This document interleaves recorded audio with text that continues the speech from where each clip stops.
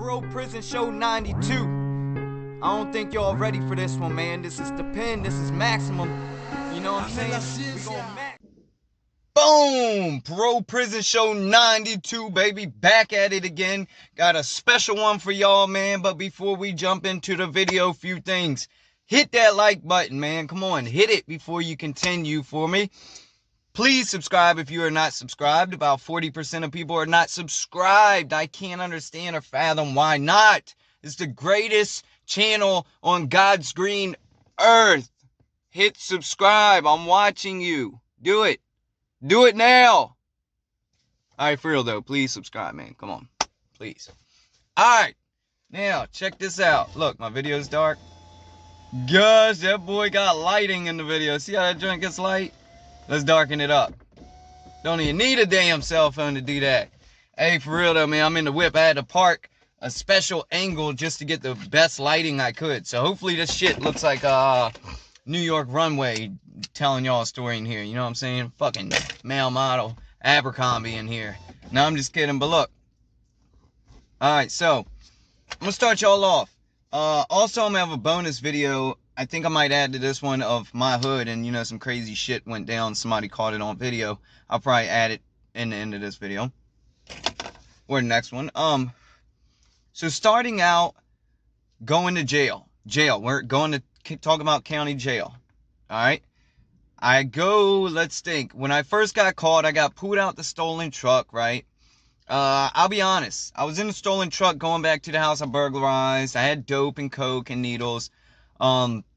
And I see a bunch of cops down that street, and I'm like, oh shit. So I back it up, pull forward, back it up, pull forward, hit like a 3-point turn in the 5-speed. I'm in a 5-speed truck, a Nissan Frontier supercharged. It is not my truck. I stole it from that house. Before you know it, I look in the rear view, and I'm like, oh, my heart just dropped. Bunch of cops behind me, lights. Going crazy. I said, fuck. So I'm in first gear. And you know, when you're in first gear, you barely hit the gas. That joint going, and so it was doing that, right? So they thought I was messing the transmission up. Hence why I got to pay $7,000 for restitution now. Because they said I burned the transmission up. I really didn't. I was just in first gear, just not flooring it because I wasn't running from them. What I was doing, honest to God, was hiding the drugs that I had. And where could I hide the drugs? Alright. I'm a junkie at the time. I didn't want to give my drugs up. And I didn't want them to find it and get more charges, even though I knew I was hit. But my main priority was to keep the drugs. I know that sounds sick. Knowing I'm going to prison probably. Knowing I'm getting a lot of time. I want to keep the drugs. 2 little baggies like this. Bagged up, tied off, and clipped the end of the bag. It was coke and dope. Had 2 of them had needles. I had a needle and spoon. 2 needles and a spoon in my pocket too. Wasn't worried about them. Fuck it. I'll get charged with it, but the drugs I'm taking with me. So while I'm in that first gear looking at the cops and I'm going down the street, I'm not gonna lie. I went straight in my pants, put them joints right up in my crack. Hey, it is what it is. You can say what you want. I ain't gay, ain't never been gay. Got a beautiful woman, you know what I'm saying? But yeah, them 2 little bags, man, I hit them inside my body. It's just a convict way. It is what it is.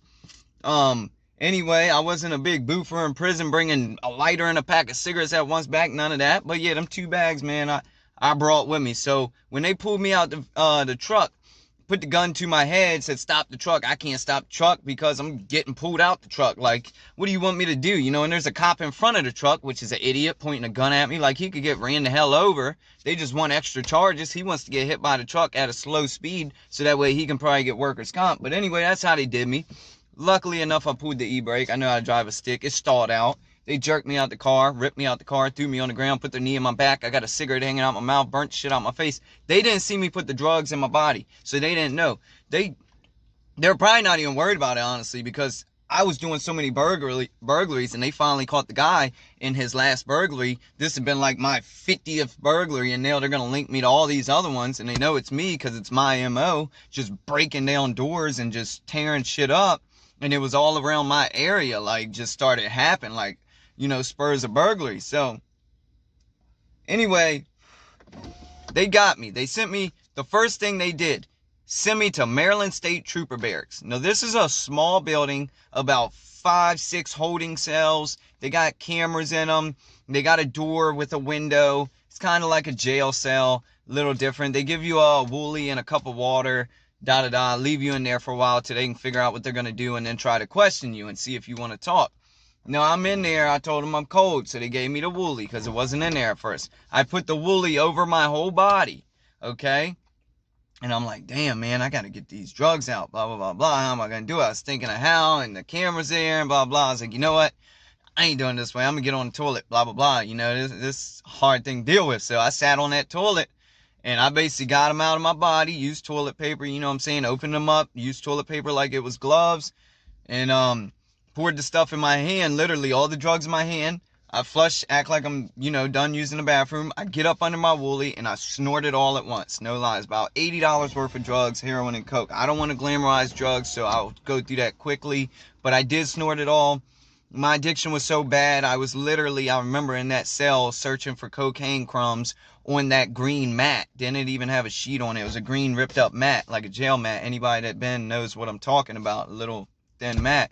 And trying to pick them up and snort them, not even caring about the camera because now I just did all the drugs anyway. Luckily enough for me, they did not see that, did not catch it. True story. They pulled me out. They said they want to talk to me and ask me about the crimes and blah, blah, blah, blah, blah. So they pulled me out, put me in a room, and he told me all my rights, told me this, told me that, and said, now that I've read you that, do you wish to speak? My exact words were, honestly, sir, I'm smart, I'm not dumb. I feel like anything I say right now is only going to make this situation worse. Therefore, I have nothing to say. And he said, you know what? You're probably right.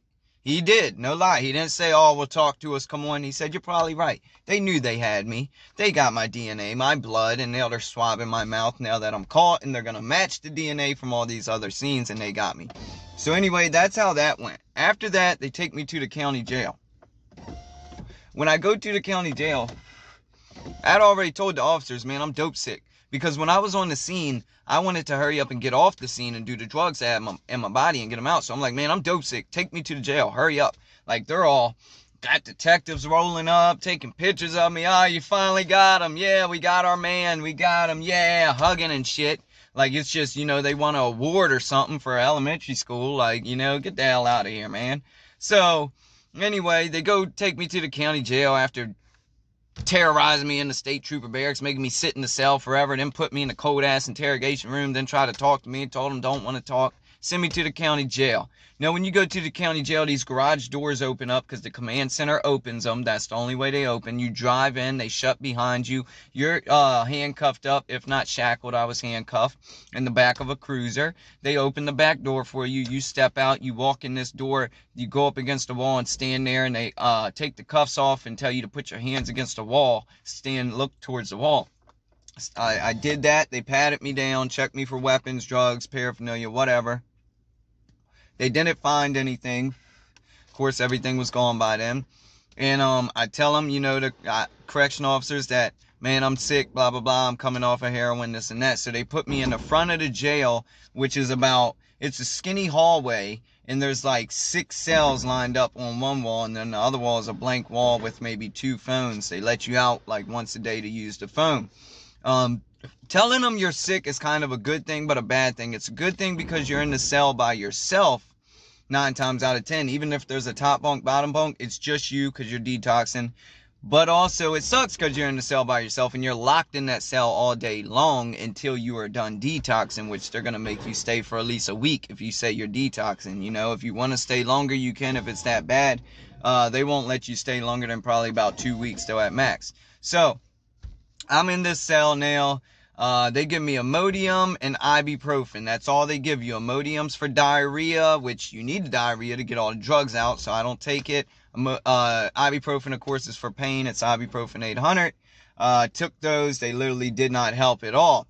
So, they also give you Gatorade, which isn't medicine, but they give you endless Gatorades. They got them in the jail, like, stocked up. So I would drink one, put it outside my chute and say I need another, or they would just know empty bottles out there, replace it with another. Some COs would make you like, oh, you got to wait an hour or two. You just drank one. Some COs give you 2 at a time, or some will buy you out the vending machine and get a blue one. Like this lady, Frenchie, she was nice old lady. She would grab me a blue one from the vending machine out in the lobby and bring it into jail and give it to me. So that way I don't have to continue to drink lemon lime Gatorade all damn day because that's all I've been damn drinking. And They tell you to drink fill it up with water and drink water after it too, because you need water still. So anyway, I'm doing all that, trying to hydrate myself, going crazy in the cell, sick as hell, banging my head against the wall, trying to knock myself out because I'm so tired. I just want to sleep, but I can't because I'm sick now. I'm withdrawing. Like, my withdrawals would literally come on within like 4 to 6 hours of me, not using drugs. It wouldn't take long at all. So I would be in there really sick, and hold on, I got a cop looking at my car. See that dude walking right there? Got a gun on him and got a sheriff's jacket on him. Damn cop walking around. See, they always mess with you, man. They always mess with you, interrupting my damn YouTube videos. Click the like button and subscribe, because that dickhead's messing with me, man. He's about to come up to me till he's seen I'm doing my damn interview. You know what I'm saying? Got my heart beating, ready to go. But nah, anyway. So look, man. So I'm in there. I'm sick. And eventually, I was like, you know what? I'm going to tell him I'm an alcoholic. I heard alcoholics get different medicines to help them, because alcohol, you can die from those withdrawals. Now, I really wasn't an alcoholic. But I tell the nurse, look, man, I'm an alcoholic, blah, blah. She was like, why didn't you say that when you first came in? I said, I did. They just ain't listen to me, blah, blah, blah, blah. She was like, well, how much do you drink a day? I said, man, about a fifth of E&J a day, if not Parmesan, blah, blah, blah, if that's all I can afford. So I lied to them, and they give me Librium. Librium is a weak benzo. It's not like Xanax. It's like Xanax, but a lot weaker, like a crumb off Xanax. But they give you about 2 at a time, and they give it to you about 3 times a day when the med cart rolls around. 2 or 3 times a day, depends. But I got it. It didn't do much at first. I'm still sick. Oh, I had a TV in there too, like a Vizio at the top bunk, at the foot of your top bunk, and you got the remote to it, and that's no lie, in the cell. Ask anybody that's been to St. Mary's County Jail cell that was on detox or in the front. You know what I'm saying? So I can change the channels, watch DirecTV. They cut the TVs off at like 9 o'clock, but sometimes they forget to cut the TVs off. So that way you can watch it all night long. Or maybe I guess some studios are cool and leave it on. I don't really know, but it just stays on some nights. You just got to see. But so that's pretty cool too. But being sick in there, I'd literally be sitting on the top bunk, going crazy in my mind, watching the TV, and have my feet in the sink, because they got a sink connected to the toilet, just like in any jail or prison. And I would run the hot water, clog the sink up with paper towels, get it real hot, and put my feet in there, because they would ache so bad and my legs hurt, Like, I was trying all home remedies in that joint, man, for real. So if I could have turned the toilet into a hot sauna, I would have sat my ass in there. Like, that's how sick I was. I did not care. But no, it was bad, man. I had really bad diarrhea. It's embarrassing, but like, the prison people, I had to get different towels and wipe with towels. That's how bad the diarrhea was. I know it sounds sick, but this is a reason why maybe you shouldn't do dope or pills or opiates, Maybe you'll say, hey, that's disgusting. I don't want to go through that. And you don't, trust me. So anyway, when I took the Librium, though, the reason why I'm telling you this part of it is because, for one, I'm telling you the full story. For two, though, Librium's a big deal, because that completely helped my withdrawals. By the time nighttime rolled around, I took like my 3rd dose of Librium. It really started building in my system. Now, it made me a hair loopy and it made me not care as much. My anxiety went away, which was actually a good thing at the time, because I had a lot of anxiety, didn't know how much time I was getting. I was very dope sick. And it helped with the withdrawals tremendously, and I was actually able to sleep for at least 4 hours a night, which was cool. Any other time I've been locked up, I had never received Librium, and it was hell, literally. So, that was awesome. I was getting Librium for about 10 days that I stayed back there until I could get myself together and not be real sick and at least sleep a few hours of the night. And they got tired of me up there, so they sent me back. Now, when they send you back, that means you're going back into the county jail into either C-Pod, D-Pod, E-Pod, or A-Pod. Now, E-Pod has E1 and 2 wings, and that's minimum. D-Pod is a crazy mental health tier, plus they got a woman's tier on D-Pod. And then C-Pod is like medium maximum, and then A-Pod is straight maximum. Like, people that got life, people that got long sentences, they're just, completely locked in there. So, they send me to C-Pod because I'm not minimum security, I'm medium maximum, and they put me in there. And C-Pod is a horseshoe. I said this before in one of my other videos. Picture a horseshoe, and in the middle of it is what we call the bubble, because it's a door you walk in, it's a control room with computers and cops. Inmates cannot go in there, of course. No, around all them is a horseshoe hallway, And on the other side of the hallway, or the other wall, is like dorms, you know, like, well, not dorms, but doors. There's 6 doors. 1, 2, 3, you know, 1, 2, 3, 4, 5, 6 in a horseshoe. And each little dorm thing has 4 cells in it, 2 to a cell. That's 8 people in each dorm. And all you have is a small table and a TV in there, and maybe a little fan from Walmart that hangs from the TV that's zip tied to it for the summertime, because it gets very hot in there, you know. Luckily I got locked up in the wintertime. It was freezing cold, so, well, that's not good. It was cold, but at least it wasn't hot, because it gets over 100 degrees in there.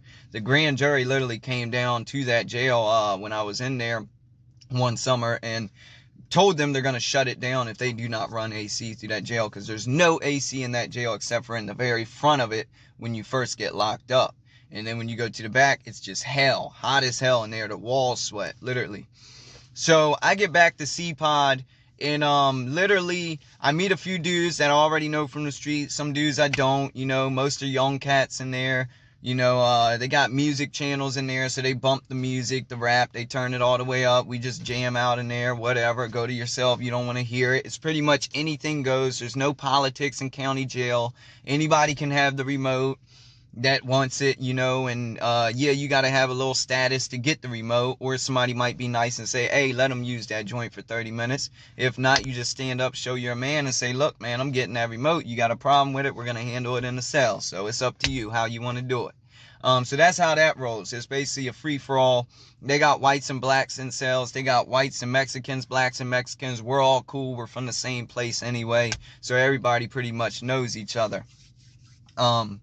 You know, so, and for lunch, breakfast, dinner, you don't go to a chow hall in the county. They bring the cart around with the little trays, and they'll say, trays up, and you get up, you hear them coming, and you go get your tray.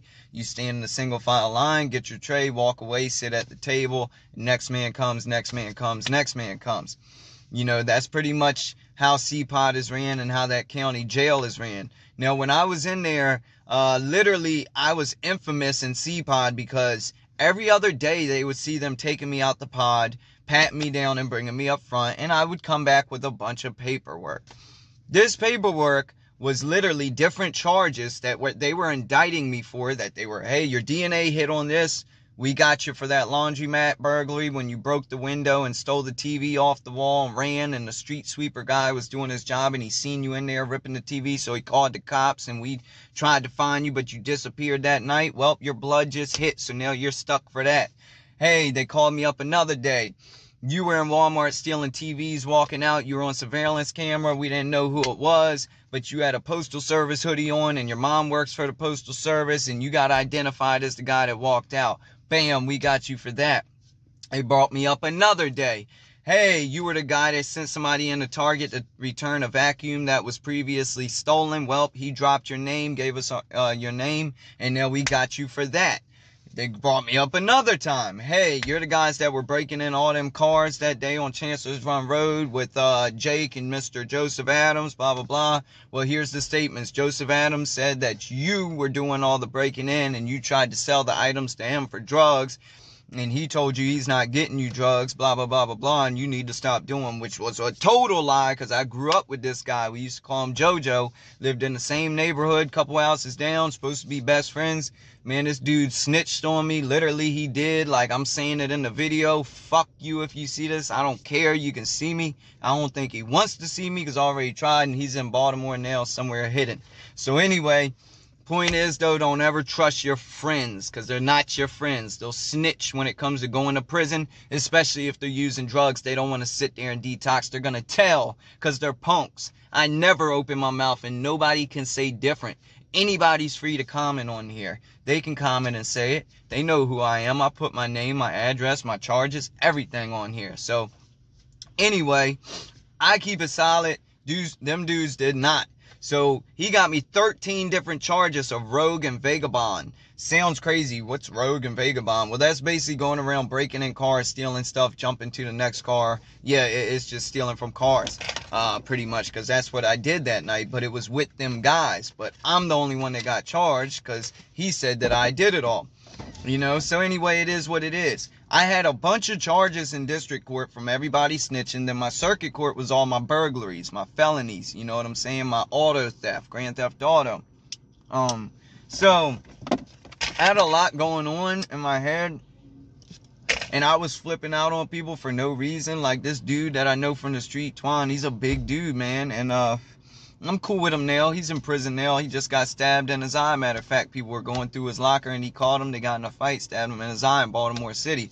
It's a treacherous jail. But anyway, we were playing Monopoly one day and this dude keeps cheating. I told him, stop cheating, man. I'm not playing. And he was steal money from the bank. And we weren't betting on it, nothing. But I just took it personal. Like, dude, why the fuck you gotta cheat every day? So one day I had my money, I threw it in his face like, man, stop cheating, dog. I told you I'm tired of this shit. Like, I just zapped out, lost it. Because you got to understand, I was facing a lot of time, dude, a lot of time. My sentencing guideline was like 9 to 64 years. 9 being the minimum they had to give me. You know what I'm saying? The judge always has the power to do what he wants, but that's the guideline. So I knew for a fact I'm doing almost a decade in prison. Like, and I didn't know how the good time works in prison, the parole, none of that. So I figured I'm doing all of it. So I called him in the cell and everything. All he did was throw money back in my cell. It's disrespectful too, but he never stepped in the cell. If I'd have fought him out there, they would have sent me to lockup. So he wouldn't come in the cell. It is what it is. You know, we sat back down, blah, blah, blah. He ain't want no smoke. But anyway, things like that happening, you know, just flipping out, having bad days, you know, calling home and just hanging up, being pissed, because I'm like, damn, what did I get myself into? Like, maybe I needed to get locked up to get clean, but not for this long. So anyway, my mom hires a lawyer. I'm like, Mom, just bail me out, get me out. You know, I want to get out, of course. But she ends up using the money to get me a lawyer. She said, I think it's smarter to get a lawyer because you're going to get time anyway. So I'm glad she did that. Shout out to my mom. I love you. Hit like for my mom, man, for real. Hit that like button. My mom's a real mom. She has always hold me down and all her kids. She's a great mom. She really is. Worked her ass off all her life. Hit that like button for my mom, please, man. Anyway, so she got me a bomb-ass lawyer, and we flipped it and said I got a drug problem, because I really do, and, you know, made it all about drugs. Instead of criminal, tried to focus on this drug problem, this drug epidemic that's going around. So, they were trying to work out deals. I never heard of a deal the whole time I was in county. I was in there for about 9 months, almost a year, just waiting for trial, steady getting continuances because the state's attorney ain't trying to work no deals. Well, the day before my trial, my lawyer had found a deal out. Now, I did not know till I went to trial the next day, and I'm in the bullpen. My lawyer comes back there, because all your lawyers come back there to talk to you if you got one. And he's like, hey, Herbert, blah, blah, blah, your lawyer's here. I step out to talk to him out the bullpen, but I'm still behind the door of the courtroom, so nobody can see me in court. And he's like, look, this is what we got for you. 20 years in prison. My heart dropped. 20 years in prison. Hell no, I'm not taking that. We're going to trial. He was like, no, let me tell you. 20 years in prison, suspended to 3 years, plus you got to complete drug court, enroll in adult drug court recovery program, and complete it when you get out.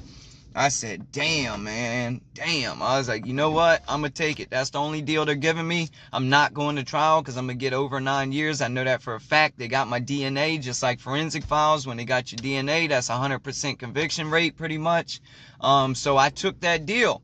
And I figured 3 years, yeah, I should be out in less, blah, blah, blah. Already got a year time served.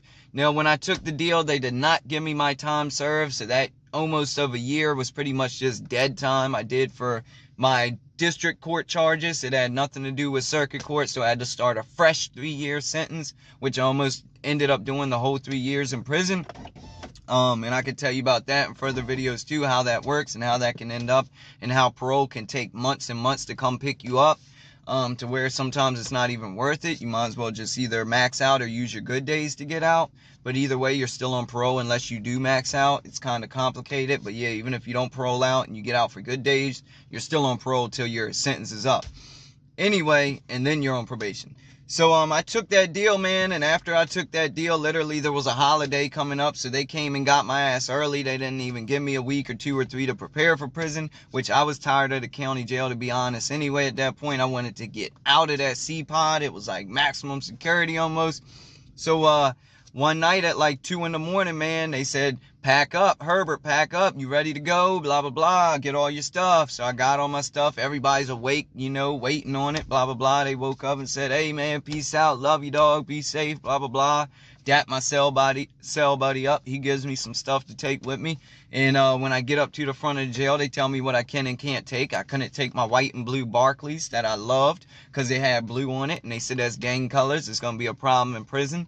So here I am thinking, damn, man, I can't even take them. Just lost my shoes, paid $60 for in the county, bought them off somebody, and now there's gangs and problems up in prison. Let's see what's going to happen, man. You know, it's an adventure. So me and like 4 other dudes, we're sitting there, and they're doing our paperwork to release us from county, but take us to Baltimore City DOC reception center, which is a freaking like Supermax prison lockdown all day that's in the middle of Baltimore City streets. But anyway, I didn't know that till I got there, and they put us in the van. We're in the back of the van all shackled up, sitting right next to each other, squeezed up in that joint, and we ride in the middle of the night to Baltimore City, man. And we get there, I think about like 4 in the morning, 3 in the morning. It was early, man. It was real early before breakfast. And, you know, some of us got our hair cut. I got my hair cut by this inmate, this black dude with dreads, man, and he tore my shit up. Never again would I let that happen. That's my first lesson I learned when I went to prison. Do not let them prison barbers put that weed whacker on your head, boy, because you'll look like Bobo the Fool, or Boo Boo the Fool, Bobo the Clown. Something, man, but don't do it. Don't do it unless it's a sharp prison barber. So anyway, I learned that lesson, man. And then I got my prison blues, my blue pants with no pockets, my ibuprofens, which is not medicine. It's white shoes, state shoes that you can just crumble. It's like cardboard, fold in half. Put those on. And then I got a white tee, some white tees for DOC shirts, just prison shirts, plain white tee, man. And that was the outfit I had to rock for a while. And they sent me to my tier. It was like tier 7C. So on the 7th floor, they got A, B, and C. Mine was C. I go in that tier. There's a bottom floor and a top floor. You know, bottom row gets out for an hour a day, and the top row gets out for an hour a day, like 6 hours after that. You know, and then you get locked down for 20 some hours. It ain't 23 and 1. It's like 26 and 8 or some weird stuff. You know, sometimes it's a short break till you get out, then it's a longer break till you get out next time. It's weird how they rotate it. But yeah, you get your prison DOC ID tag with your phone number on it. Well, your ID number to use for the phone, you know, and you go up to your cell and get locked in your cell, meet your new cell buddy, and then you're locked in there until they classify you. You get all your shots, see what diseases you do or don't got, and see how much time you got left. And based upon your time, you will be housed maximum, medium, minimum, pre-release, you know, super max, whatever it may be. I got the shit end of the stick, and the black lady told me I'm going to pre-release, but after 45 days of being locked down in DOC, which is a very long time, only supposed to take a week or two, they shipped my ass out. And like I said in my other story, one of my videos, I didn't know I'm on the blue bird with a bunch of hardened criminals, and they ain't talking too much because you ain't supposed to talk on the bus. They'll think you're escaping or something, and the CO might bang you up while you're shackled up. So we get up to the mountains, and next thing you know, I'm at Maryland Correctional Training Center, also known as MCTC in Hagerstown, Maryland, up in the mountains, somewhere I never even been in Maryland before, never even seen or heard of. And that's the country, man. There's like country COs. The inmates aren't country because they get shipped from all over there, but them COs are damn country ass hillbillies, and they will beat the hell out of you literally for nothing, for free.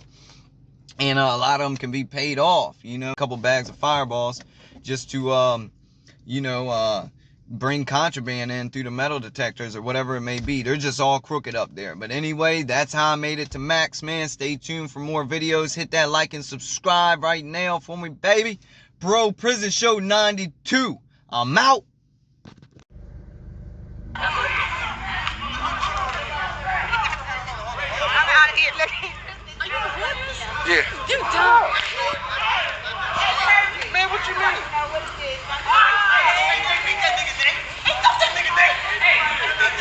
This is the trick shop right by my house.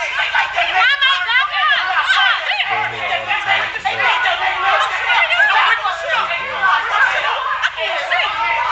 Trick shop right by my house. The main dude fighting in this video is the dude I went to school with. Yeah, beating the shit out of me, mates in the black tank top. But back in the day, they had Boom Squad and they had outside. It's still around, just not as deep. You can get up at different gas stations, fight, stab, shoot. shit was getting really serious where they had to have a gang task force in our county started investigating shit.